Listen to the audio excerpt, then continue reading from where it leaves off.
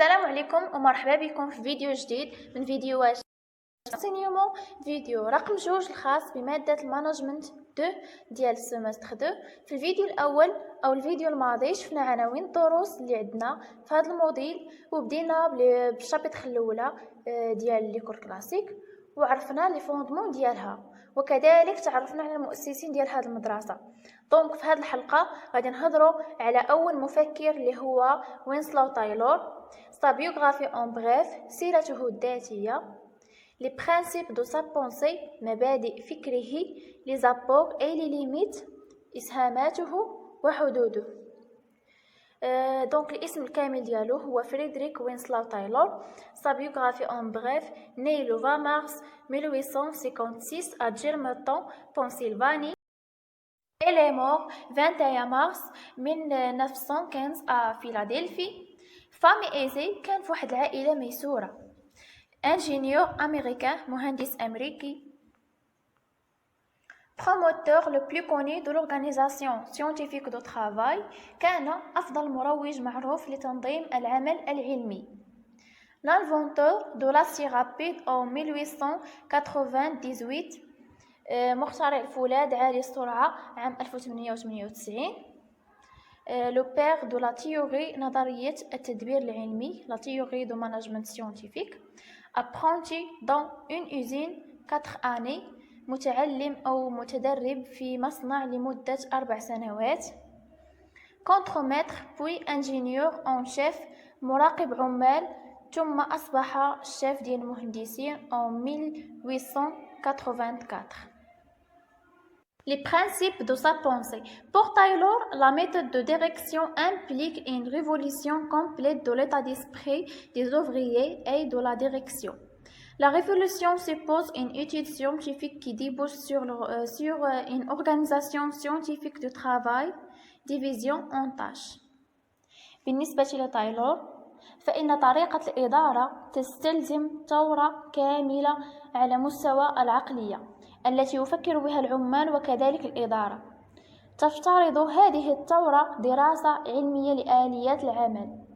مثلا بغينا نعمر واحد الكاميو بصنادق ديال الليمون، ومن بعد خاصنا نفرغو هذاك الكاميو، يعني هاد المهمة كاملة خاصنا نقسموها.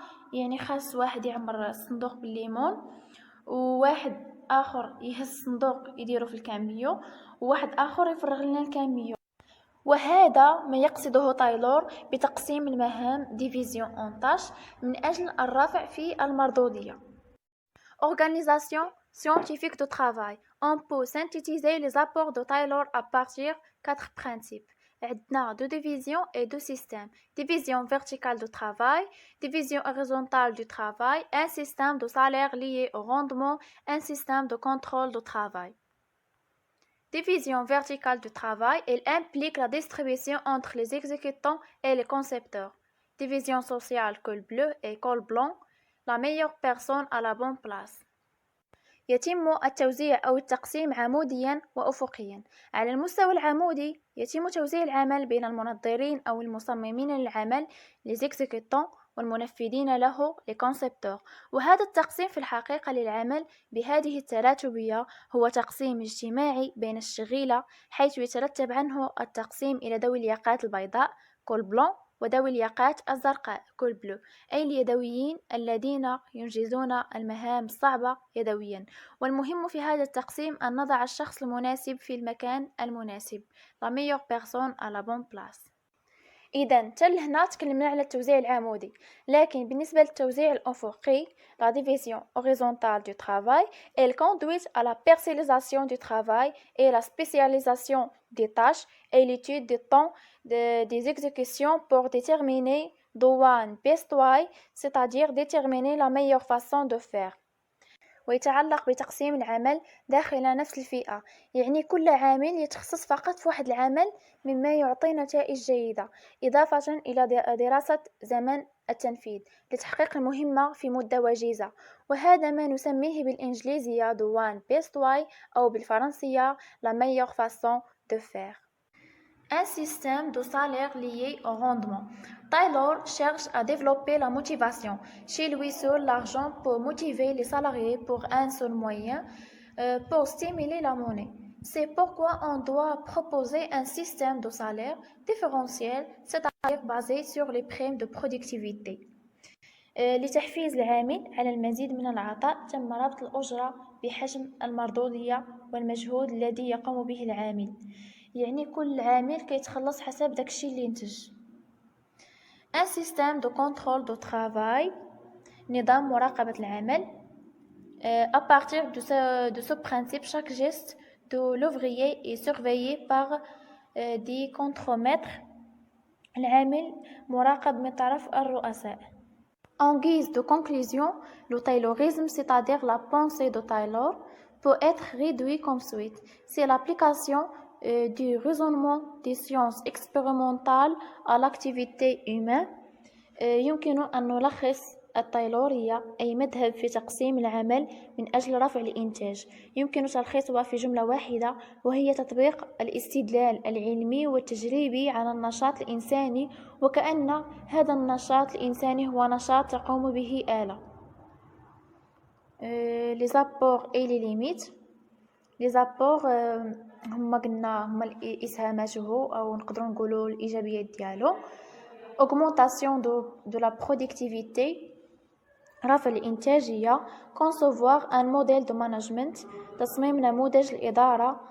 le premier théoricien dans le monde de management mettre en place une méthode opérationnelle، المنظر الأول في العالم الذي وضع إدارة تشغيلية. pour augmenter significativement le niveau de production des organisations، لزيادة مستوى إنتاج المنظمات بشكل كبير. utiliser les mathématiques la statistique à la gestion، استخدم الرياضيات والإحصاء في الإدارة. Taylor a associé la science à l'industrie et adopte une structuration rationnelle de la production. ربط تايلور العلم بالصناعة وتبنى هيكلة عقلانية للإنتاج.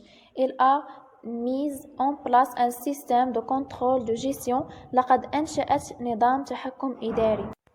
إذن رغم إيجابية تقسيم العمل كما جاء به تايلور واللي سبق لنا شفناها، فإن هذا التصور ديالو كانت عنده سلبيات أو حدود، من بينها une vision très appauvrie du potentiel humain, les individus comme des machines.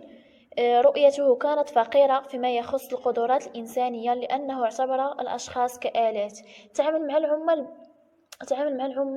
بحال شي آلات comme des machines. aucun autonomie au travail، لا وجود الاستقلالية في العمل. يعني ما كايناش واحد الاستقلالية في العمل، بحال قلتي النظام ديالو هو كان شوية ديكتاتوري.